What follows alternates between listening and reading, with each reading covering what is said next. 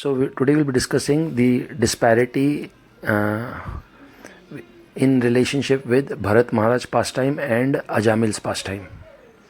We can see that Bharat Maharaj was a very advanced devotee, and he was like literally on the level of Bhav, but then he fell down for like 2 more lifetimes. He became a deer, and then he became Jada Bharat, and then he had to go back to the spiritual world for one simple mistake. It was an innocuous little thing like a deer that caused this entire debacle in the life of Bharat Maharaj. In the case of Ajamil, however, we see a stark contrast. We see that he lived his life completely devoid of Krishna consciousness, did whatever he wanted, led in fact a very sinful life even from material standards. And then he just chanted Hare Krishna in the end of his life, and he just went back home, back to Godhead. So why do we see this huge stark contrast?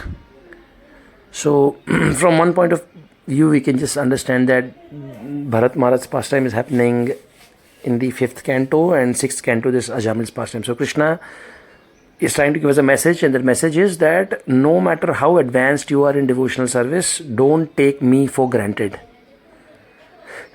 And in the 6th canto, the message that he wants to give us is no matter how fallen you are, don't lose hope. So this is one of the material kind of deductions that we can have from these pastimes. Like we can have these kind of understanding, but I was trying to go deeper into this aspect of Krishna. Like, why did he treat Bharat Maharaj with such anger? It's sort of an anger from Krishna's perspective, and he treated Ajamil with such love. Why would he do that? For 2 lifetimes, Bharat Maharaj had to go through various different tribulations, literally. So now let us consider Krishna to be a very, very, very ecstatic personality who's a jilted lover, when he considers all of us as his lovers. So we have discussed this before also in the Man Mana Bhav Mat Bhakto verse, where he calls the Jivatma as lover, Priyo Asime, and it's supposed to be the most confidential verse, and he tells the Jivatma, now you tell me that I love you, Bhava Mat Bhakto. Bhakto means basically, you become my devotee or become my lover. And Priyosimi is used for this word Priya is used for Priye Charushile, is used in the Gita Govind for Srimati Radharani, and Radharani uses this for Krishna. So Priya is actually a word used for lover. So Krishna is actually telling that I love you in that verse, Manmana Bhav Mat Bhakto. It says, Sarva Guhya Tamam Bhuya Shruну Me Paramam Vacha Ishtosi Me Dhramiti Tato Vakshami Te Hitam. So he says this is the highest, Sarva Guhyatam, highest secret, Tama, highest secret. Shrunu Me Paramam Vacha, the highest instruction. That is to, you say I love you and I'll say I love you to you. So basically he's a lover, Krishna. There's no doubt about it. Then how do we understand this case? So now in the case of a lover, okay, when you're dealing with love, love is highly unpredictable in nature. You cannot have certain rules and regulations in love. It can go anything. It's like a wave. It's like basically something that goes out of control all the time. Now when Krishna loves somebody, he's very possessive. He's a very, very, very possessive lover. He's a superlative lover. He's like, his love is something completely out of this world, completely highly, it's like, uncontrolled lover, almost like a mad lover, you can say.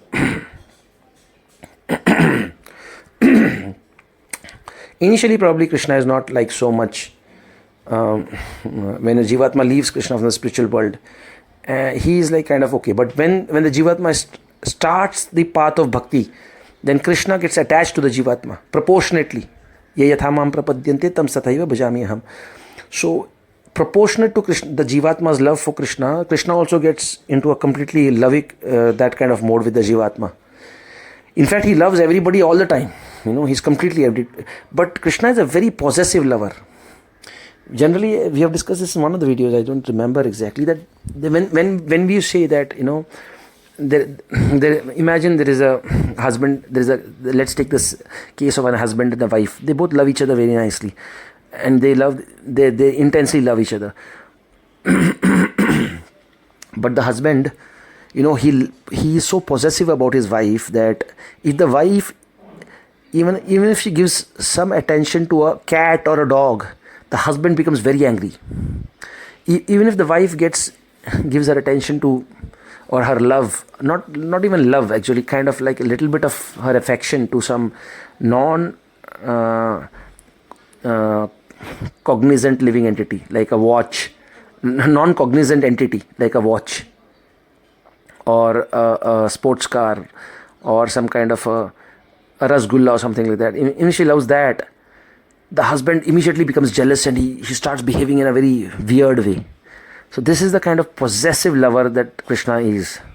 So Krishna is such a possessive lover that when a living entity, even if it shows a little bit of affection for dead objects also, like like a watch, he's attached to his watch, he's attached to his house, he's attached to his wealth, he's attached to something, Krishna becomes extremely disturbed by that activity of the Jivatma, and he starts scheming how to take all those things away. Krishna says, when I'm specifically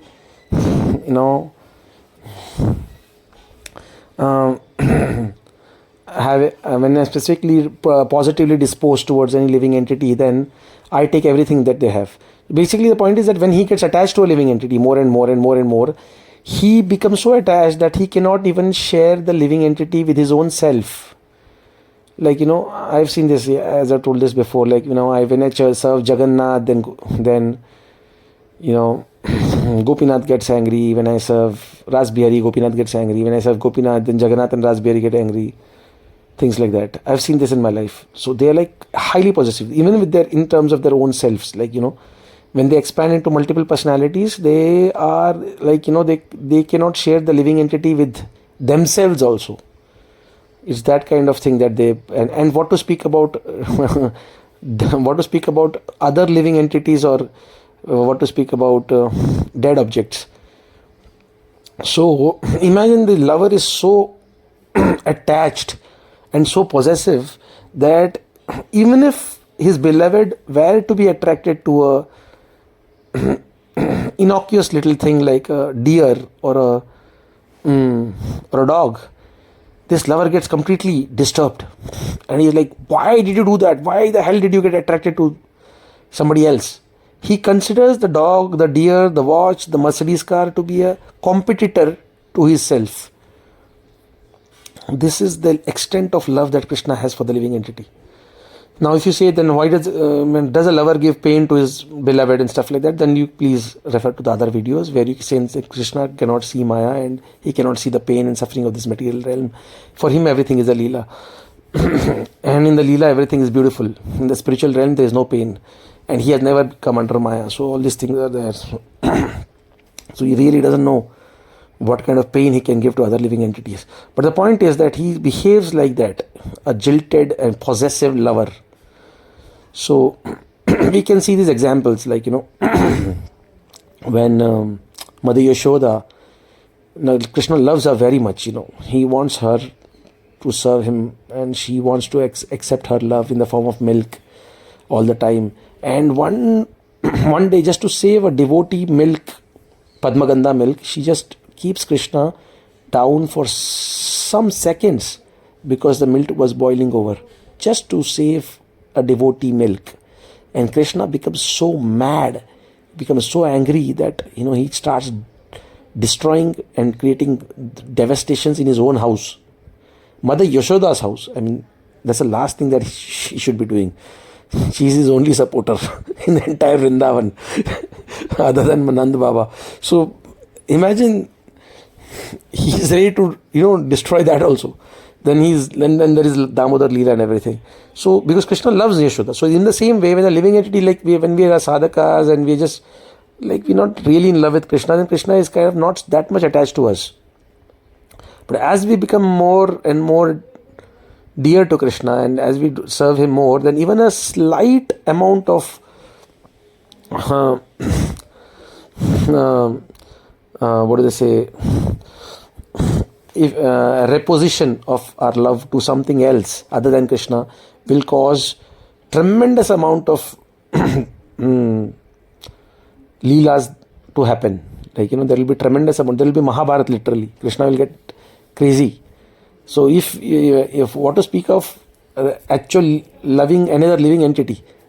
So in the case of Bharat Maharaj, he was just, he just gave a little part of his affection to a deer. That's all.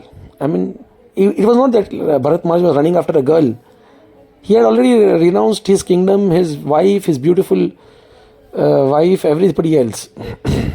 So he was not really running after a girl. He was just a part of his affection he just gave to a deer. That's all. But Krishna was so possessive of him, so possessive, like a possessive lover, that the moment that Bharat Maharaj gave a little attention to deer, Krishna became so possessive and so jilted in his love. He felt like a jilted lover, literally. And he literally started beating Bharat Maharaj. Why did you do that? Why did you do that? In the spiritual world, all this beating and hitting and all these things are really good, actually. Radharani also in the same way, like, she's right there sitting with Krishna, and if somebody says, Madhu has left, that the honeybee has left, she thinks, oh, Krishna has left. Krishna is sitting right in front of her. She goes mad, crazy. Where is Krishna? Where is Krishna? Where is Krishna? She almost faints. Although Krishna is sitting right in front of her. That is the nature of ecstatic love. Similarly, a small little innocuous little deer, and Krishna is thinking, oh, this guy is getting affected to the deer. Oh, why are you doing this? Why are you leaving me again? And Krishna gets into complete crazy mode and he starts beating Bharat Maharaj. Literally puts you to go become a deer, and you become this, you become that, and how can you leave me? How can you do that?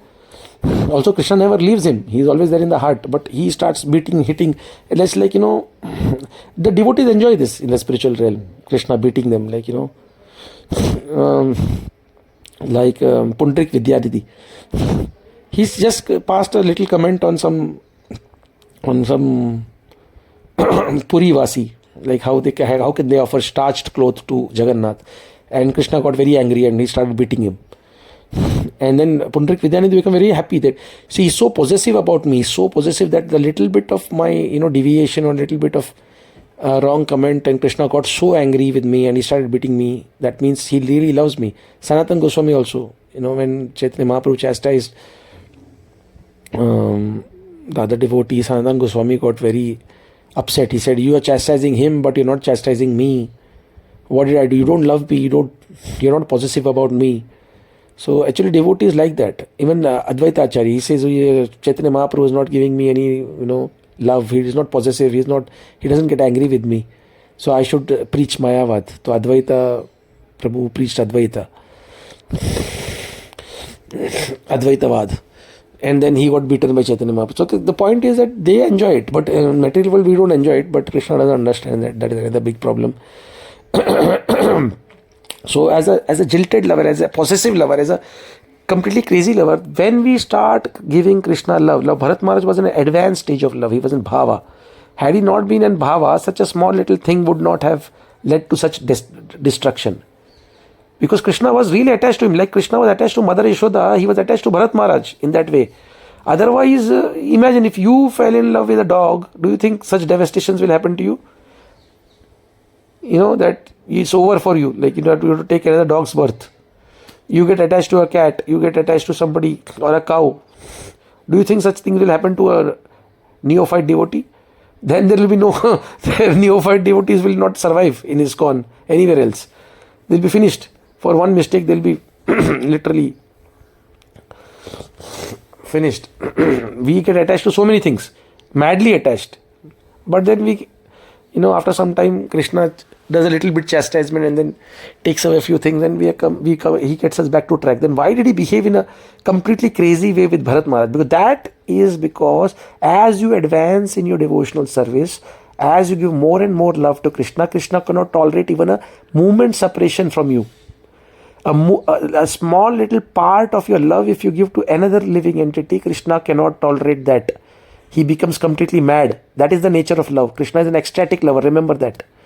So when you are dealing with Krishna and you are actually advanced in your devotional service, like Sita Devi, When Ansuya told Sita, don't love anything in this world more than Lord Ram. Sita said, whom will I love more than Lord Ram? I will not love any human being, any person other than Lord Ram. Little did she know that even her affection for a deer would cause these Lord Ram to be so, that entire pastime to happen. The point is that Krishna is there in the heart as a devote, as a Paramatma. He's there, and he's very possessive. He cannot tolerate anything like affection. Then Lord Lakshman also stopped her. No, don't do that. There is no deer. Don't. And she sent Ram away. No, go and get me that deer. I want that deer. And then, of course, Krishna has direct and indirect desires. Directly, he went after the deer, but indirectly, he wanted to enjoy another pastime. The pastime of a possessive lover, in which, the things will go bad for Sita Devi. Of course, this is a pastime, because in spiritual world, all these things are ecstatic for both the parties involved, Sita and Lord Ram. But in the material world, we are dead if something like this happens to us. So the point is, Krishna is such a possessive lover that even if you were attached to a rasgulla or a gulab jamun, if you give your affection and you're an advanced devotee, then Krishna can go bonkers, and he can go crazy even over that subject matter. Like the gopis, when they couldn't see Krishna for a second, they were started cursing and fighting with Lord Brahma. And Srivas Thakur, when he was not able to, somebody disturbed his, vision. He was looking at the Rath Yatra festival, and somebody, the servant of King Pratap Rudra, he just kind of touched him, and then Srivas Thakur gave him a tight slap. I mean, he's so humble. Srivas Thakur is the most humble person in the universe, and how could he react so violently? Because a lover, when he's in a very possessive state of existence, he can go crazy. There is no level to what he can go. He can do anything. If he doesn't get his love from his lover, he can do anything. But at the same time, he's so much in love with his lover that if the lover does a little bit of indication for him, if the lover indicates that I love you in some way, then he'll forgive everything. He'll forgive everything, and he'll immediately accept him. And he'll say that, oh, my lover loves me, that's it. So that's the nature of love. There is no rules, regulations, there is no proportions. It can go ecstatic. If the lover neglects him for 1 second, this may lead to a Mahabharat, a big war like Bharat Maharaj. And the lover gives him attention, even if she is not giving him attention directly, and then indirectly also, then he will give up everything for the lover. He will give up his everything for his lover, and he'll forgive all the sins of his lover. That is the case of Ajamil. In the case of Ajamil, Lord is loving every living entity so much. Ajamil was once a devotee at some point of time, and he was enjoying him, and suddenly he was not that much attached to Ajamil, of course, but he was kind of wooing him to become his lover. So he was in the initial stages, but he was always expecting, when will this living entity look towards me? When will this living entity love me? When will this living entity say, I love you? Manmana bhav madbhakto priyo asime. When will that happen? When will he beg forgiveness and with great feeling and great emotion call my name or call me? Krishna is always waiting for that. So he's like a lover who's waiting for his beloved to acknowledge the love. So in this case of Ajamil, what happened was, Ajamil was calling out for his child with great feeling. That was the only point that was there. With great feeling and with great emotions, he said, oh, Narayan, Narayan, Narayan, come here, Narayan, please come. So now in the case of a lover, if you see in some, in a movie or something, and if there is a boy and he's always expecting the girl to look towards him or something like that, and the girl is not looking towards him actually, she's looking towards some guy behind him, and she smiles, and the lover is so much in his own world. He's thinking that, oh, she looked at me, because he's thinking so much, and he's so much in anticipation that for her reciprocation. he's so much in anticipation of her reciprocation that he's even imagining that she's, looking at him. He's imagining. She's not looking at him, but he's imagining that, oh, she's looking at me only, because he's so much in love with her, so much in love. Like, when we see Maharaj or Radhanath Maharaj or anybody like that, sometimes Maharaj looks at you and he's not really looking at you, he's looking at somebody else. But the devotees are so much in awe and reverence, and they love Maharaj so much that even if he's not looking at them, they say, oh, Maharaj looked at me, he looked at me, he looked at me only.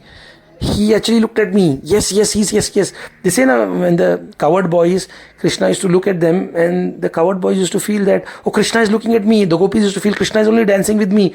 Of course, Krishna was already dancing with them. Krishna was already looking at them, because Krishna can expand. So he was actually reciprocating with them. But in the case of Krishna, this is not the truth. This is not the truth. The living entity may not be looking at Krishna. But somehow, even by mistake, if the living entity calls out the name Narayan, even by mistake, he looks at the deity. Even by mistake, he does some devotional service. Krishna immediately accepts that as a very big thing. He says, delete all the files, all the karmas, everything. I don't care, all the leelas of all Paramatmas, finish it off. He just called my name. That's it, over. That means he was in so much anticipation that he will call his name. So even indirectly, Nama Bhas, even if a devotee were to chant the holy name of the Lord he's calling for somebody else, and he just called. That's known as Nama Bhas. It can immediately give liberation. So Ajamil was immediately liberated from all sins. He chanted in Nama Bhas, so he was liberated. But he didn't get entrance into Vaikuntha. That is another thing, because he wanted that love to expand from there onwards. So then he went to Haridwar and chanted more with great love. But the point was, Narayan was waiting for him with so much anticipation. This living entity is going to one day look at me, just like a lover is waiting for the girl, just like people are waiting for Radhanath Maharaj or somebody else. In the same way, he was actually, all these living entities, like Krishna is actually eagerly waiting. Oh, when will he look at me? When will he look at me? When will he look at me? When will this girl look at me? The way a lover looks. So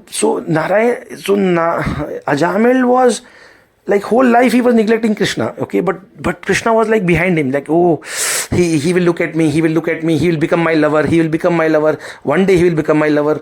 So Krishna was trying his best to make him, his lover. So he was expecting, he was imagining things, Krishna, in this case, he just called out the name Narayan, referring to his son. But Krishna imagined, superimposed that whole thing. He changed the whole pastime. Krishna said, no, go immediately and save him. He called my name. He was actually referring to me. He was calling to me. He was not calling his son. He was calling me. That's how Krishna that's the nature of lover. Even though that girl may not be referring to you, but you will be thinking that the girl is talking to me. She is actually looking at me. She loves me. Actually, in the same way, Krishna is thinking that all of us are actually loving him. We are into completely madly in love with him.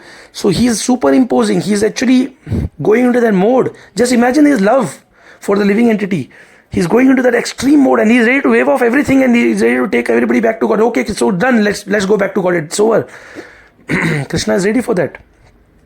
With great emotion, when somebody calls out his name, or somebody eats his prasad, or in some way, in a sincere way, a devotee comes in, reciprocates with Krishna, directly, indirectly, knowingly, unknowingly, some way, that can lead to Krishna going completely crazy. Okay, so the nature of love is that when you are completely madly in love with a person, even one moment, if the lover doesn't give her affection to you, and she goes with somebody else, and you think that the lover has betrayed you, then you can go crazy. You can literally go and do anything to the lover. You can. That's the case of Bharat Maharaj. And in the case of Ajamil, when you are trying to, madly attract the lover towards you, but the lover is not giving any attention to you, but somehow out of great feeling, one day she looks, but she's not even looking at you, she's looking at somebody else, but she says, I love you, or she calls out your name, or something like that, but she's not even talking to you, but you think that, oh, she's doing it to me, and you get so attracted, and you get completely crazy, and then you forget everything, all the mistakes, everything, and you say, that's it, she's loving me. That's a case of Krishna's reciprocation, the Ajamil. In both the cases, Krishna madly loved Bharat Maharaj and Ajamil. In the case of Bharat Maharaj, Krishna felt that, he betrayed me. For a deer, that's the nature of Krishna's love, mad love. Even for an animal, he doesn't care if it's an animal, if it's a dead thing, if it's a living thing. He just feels they are competitors. They are like boyfriends, ex-boyfriends. I don't know. Krishna feels like that. He's completely in love with the living entity to that extent. So when he sees that, Bharat Maharaj, he's given his love to somebody else, he feels, betrayed, and he goes completely crazy, starts beating, fighting, hitting, he goes into that mode. And when he sees that Ajamil, he's reciprocated Krishna's love, like he said Narayan for the first, because Ajamil was not yet Krishna's lover in that sense. He was not reciprocating directly. He had just started as a Brahmana. He had started a little bit, and Krishna was expecting that, Ki Ajamil will love me. He say, I love you, just like a boyfriend is waiting for a girlfriend. But then he never said that.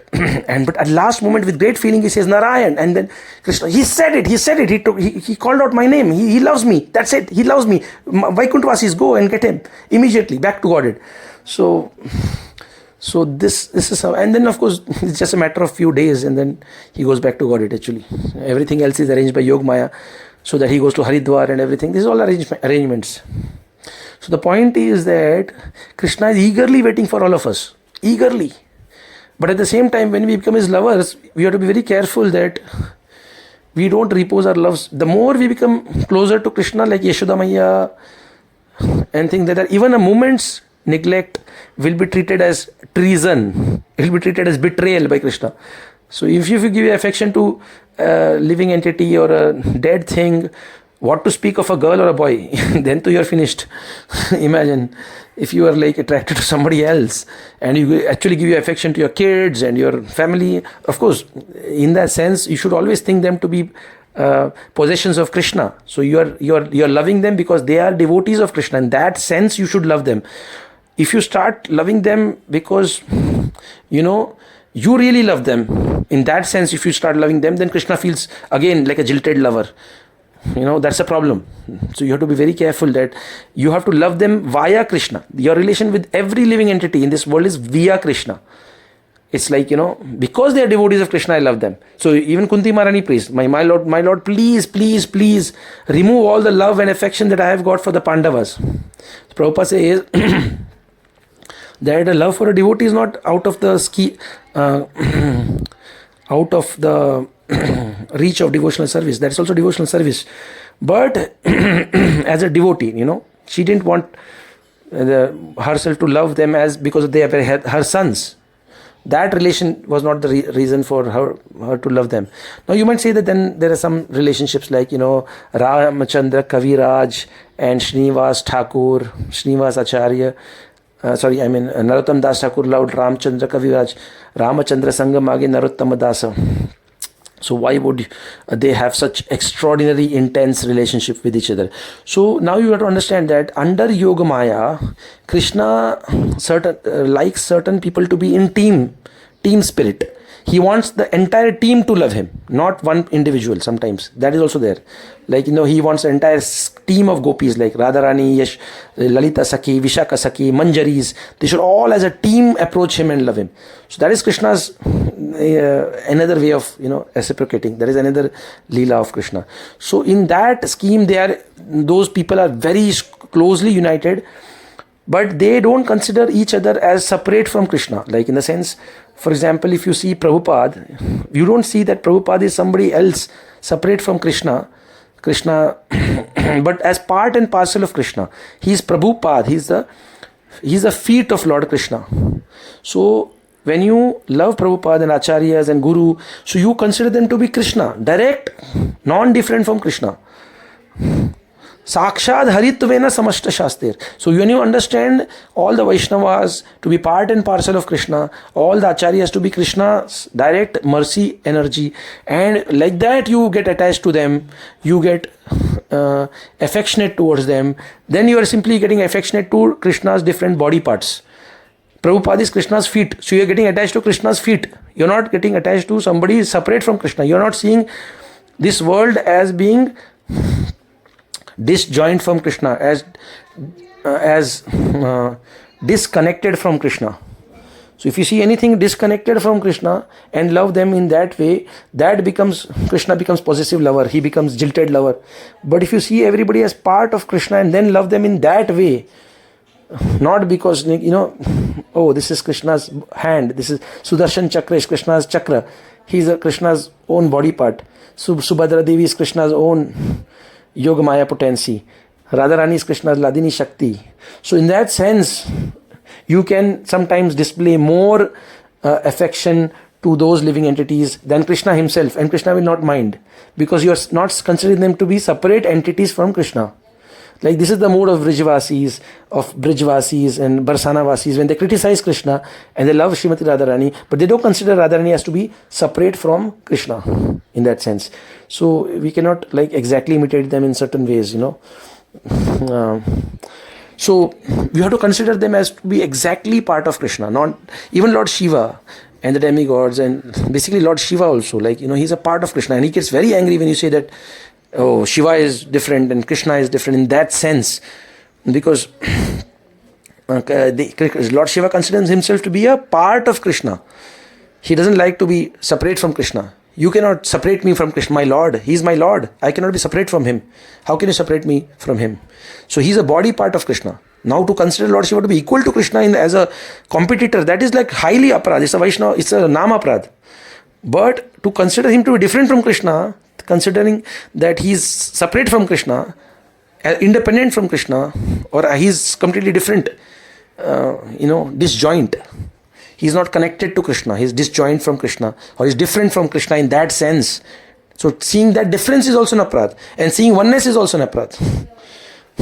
If you consider the oneness in the terms of a competitor as a living entity different, that is also aparad. To see him as one or equal to Krishna is an aparad. To see him different from Krishna is also an aparad, because then you are seeing them to be a competitor, and equal to Krishna means equal to mean Krishna. Equal to Krishna means competitor, and different from Krishna means you are seeing him to be separate from Krishna, and that Lord Shiva doesn't like that. Neither does Krishna like that. Shiva is my own body part. How can you so in the same way, Lord Radharani, in the same way, Acharyas, in the same way, the living entities, all Vaishnavas don't see anybody as separate from Krishna's body, Krishna's own existence. So they see all living entities as part and parcel of Krishna. With that spirit, when somebody loves a living entity, it's as good as loving Krishna's body part. When you love Sudarshan, you're loving Krishna's body part. When you love Kastuba Mani, you're loving Krishna's body part. When you love Krishna's dress, you're loving Krishna's body part. All of them are individuals. They are separate from Krishna. Radharani is Krishna's heart. So when you're loving Radharani and you're respecting Radharani, you are loving Krishna's heart. So when you say, I don't like Krishna, I don't care about Krishna, I just love Krishna's heart. So Krishna won't be offended by that. Because you're saying that you're not seeing Radharani separate from Krishna. So you see that. But if you see somebody as separate from Krishna and then say that statement, then that becomes a problem. So all these things are my 2 cents on how Krishna loves you so much and how he can get so angry with you for certain things. So this is Bharat Maharaj and Ajamil's